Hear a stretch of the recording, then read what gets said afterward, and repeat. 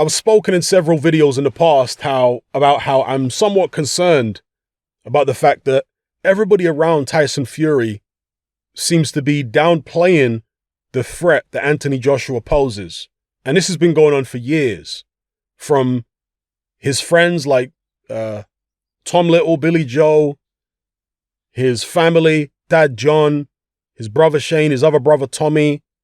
I mean, just everybody around him seems to think that it's an easy fight, literally a walkover job. Even, is he called Jaron Ennis? I forget what his first name is. I'm sure his surname is Ennis, who's a very interesting heavyweight prospect from the United States. He's got a lot of talent. And he sparred Tyson Fury, I think, for the Wilder rematch. And he recently came out on IFL and said that Tyson Fury knocks out AJ in 4 rounds. Again, he's very nonchalant and thinks it's an easy fight. So I've been a bit concerned about that because I think this is going to turn out to be one of, if not the toughest fight in Tyson Fury's career. I think it definitely has the potential to be that. So Fury needs to be absolutely switched on, properly motivated, and he cannot be underestimating this guy.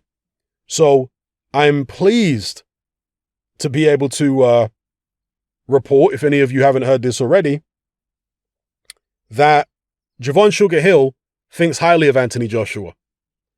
He said here, he showed a lot of good things in that Pulev fight. I was very impressed. His patience, he was relentless. He was pushing the issue. It was impressive. Anthony Joshua is a dangerous fight, period. From what I saw in that fight, he really put his stuff together. I thought he took the risks. He didn't fight anything like he fought against Ruiz the second time.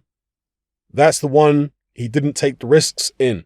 He fought with a different style, and now I believe he's comfortable with it. He did take risks in that Pulev fight. He didn't shy away and just wait. He was right there. He was aggressive, and I thought it was a great fight and great performance by Anthony Joshua. Anthony Joshua is one of the top fighters in the division, one of the top fighters in the world. With his skills and experience, he's one of those guys who keeps practicing. It's going to be a tough fight. He's got a ton of experience. He's got the height, good balance, good power, timing. There's so much that Anthony Joshua has. That's a very dangerous package. Goes on to say, Tyson's unpredictable in the ring. He does not know what he's going to do next. Maybe he will just come out and just box versus Joshua. Who knows what the game plan will be? Everybody has to think about so many different things with Tyson. Is he going to come out at you or not? Now you have to train 2 different ways. Somebody coming at you and somebody boxing you. It starts to get a little difficult then preparing for something like that. Okay. So hearing Javan Sugar Hill say that, he sounded like he hasn't watched the whole of the Pulev fight, maybe highlights. That's what it sounded like when I was reading that quote there. AJ wasn't quite as assured and aggressive as he seems to think. He was a little hesitant at times, but he was definitely more aggressive than he was in the Ruiz rematch, that's for sure. I'm just glad that Javan Sugar Hill is a voice in that Tyson Fury camp that is more realistic than the likes of John, the likes of Shane, and so on. They might just be a bit too close to Tyson. And look, that whole Fury camp has been aggrieved by the fact that AJ has had the limelight in the UK for so long, and they didn't feel good about that. Tyson didn't feel good about it. His dad, John, definitely didn't. And I think that kind of skewed their perspective in terms of the way they looked at Anthony Joshua, because they just kept picking against him. Remember when Tyson and his dad picked AJ to lose to, first of all, they picked him to lose to Charles Martin. They picked him to lose to Klitschko. His dad said that they'd never let him fight Joseph Parker, and then he fought Joseph Parker right after that, and so on.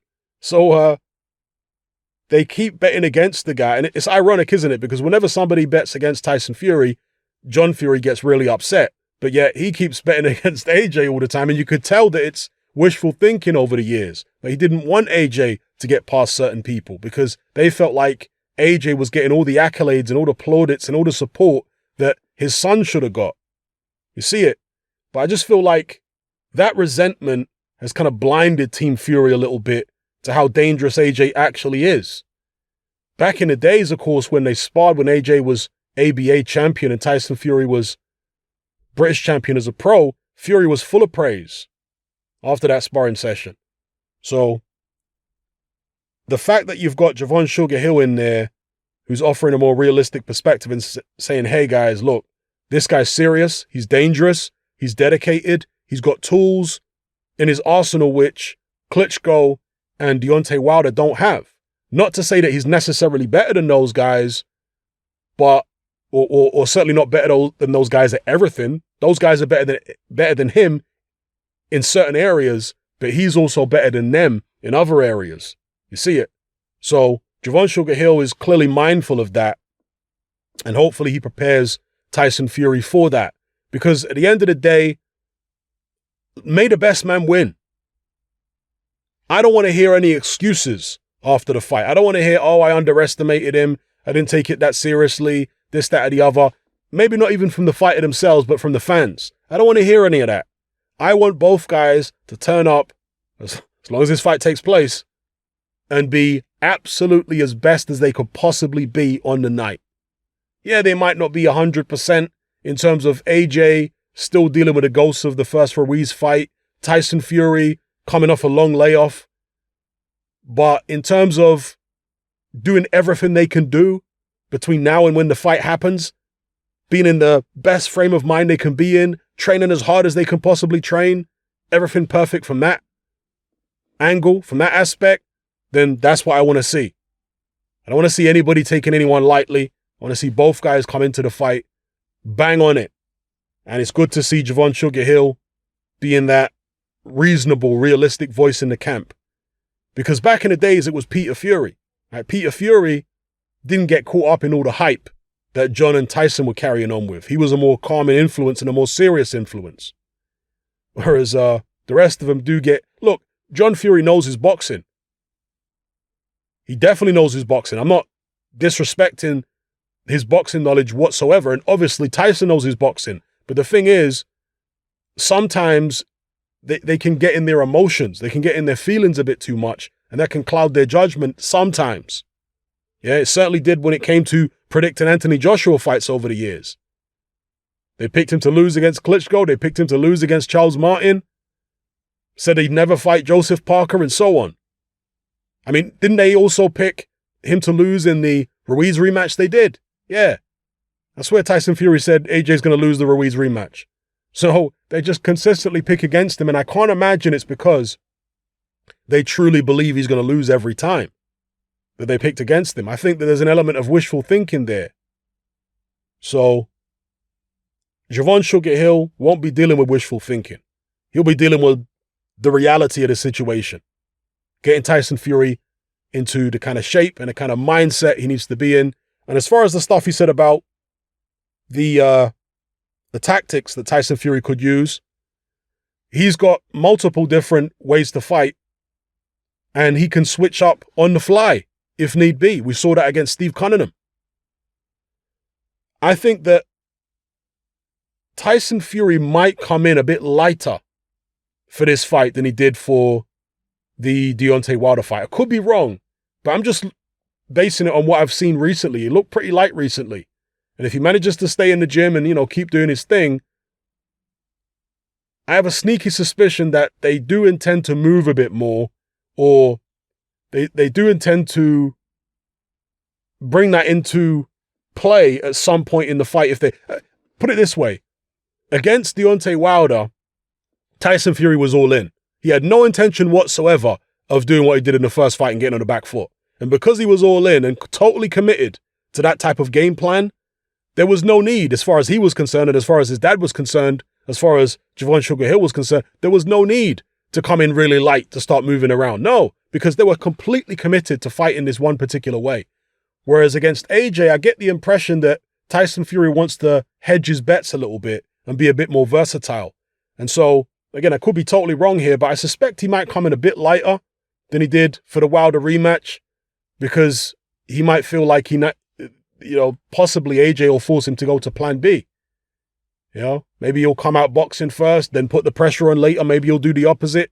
Maybe he'll switch it up each round, just keep AJ confused, you know?